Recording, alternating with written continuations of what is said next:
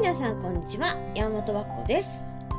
今日はアンデス、インカ、マヤ、アシテカ文明それぞれの特徴と違い、世界遺産を分かりやすく解説していきたいと思います。アンデス文明、インカ帝国。アンデス文明は13世紀から16世紀にかけて栄えたアンデス山脈一帯にあった帝国で、ペルーのマチュピチュ遺跡が有名です。太陽の化身インカとされる王により統治されていて、石造建築に優れていました。アンデス文明は南北に長い土地に起こった文明で、道路網や駅伝性が敷かれ、当時の人々は活発に移動していたとされています。インカ帝国ではケチュア語が使われていました。また、キープと呼ばれる縄で数字を表していたものはありますが、記録するための文字体系は確立しませんでした。インカ帝国は政治が整っていて、各地域に行政官が置かれて管理されていました。主食は豆、かぼちゃ、芋でした。アンデスの地にナスカの地上絵がありますが、それはインカ文明よりも前の文明によって書かれました。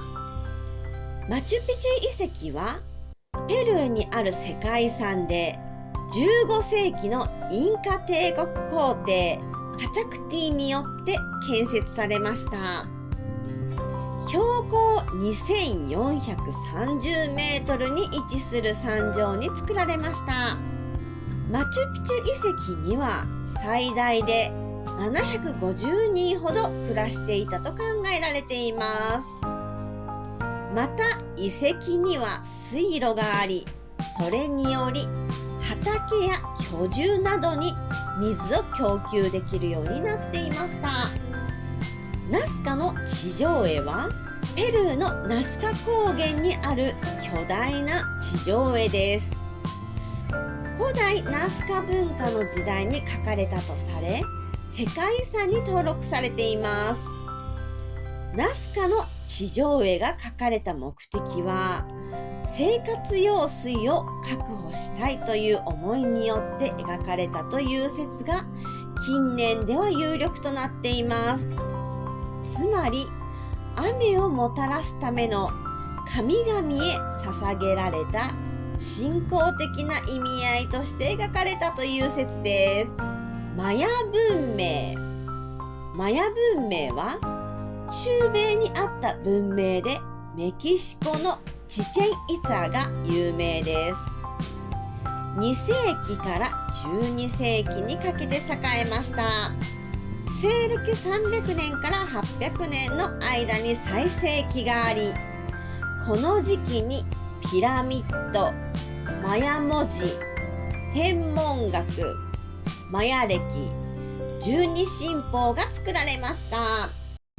マヤ文明では記録するための文字体系が完成されていました。各地域に都市国家のようなものが分散して統治されていました。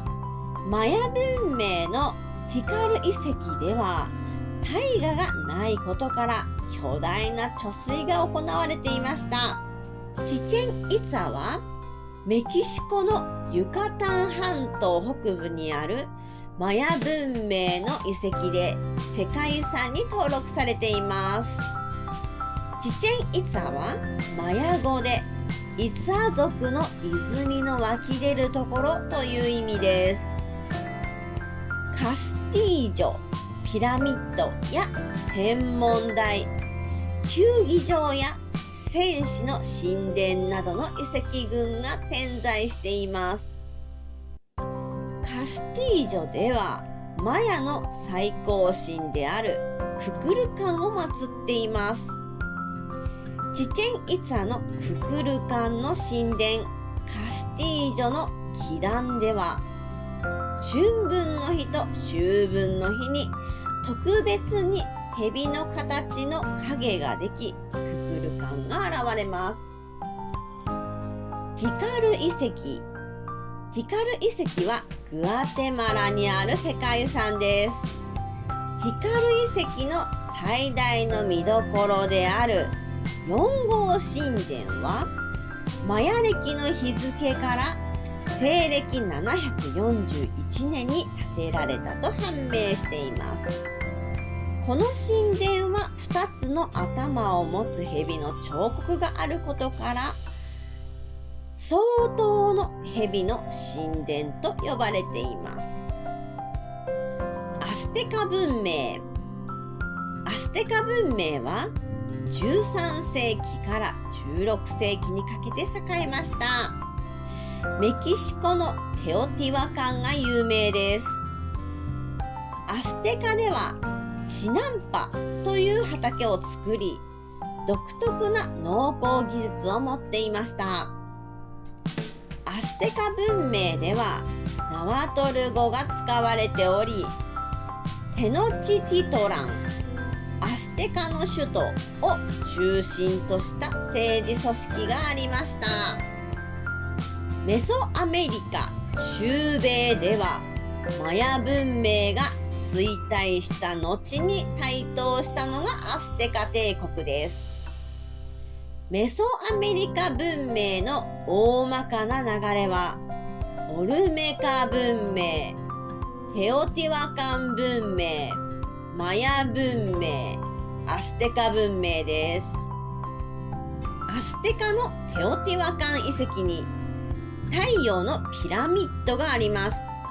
これはもともとアステカ文明より前にあったテオティワカン文明のものでしたが、アステカ文明においてもこのピラミッドは生贄の儀式に使用されました。アステカ神話に出てくる神としてケツァルコアトルがあります。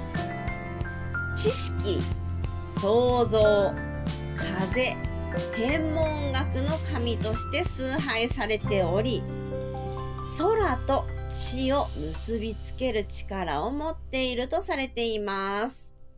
今日はここまでです。ありがとうございました。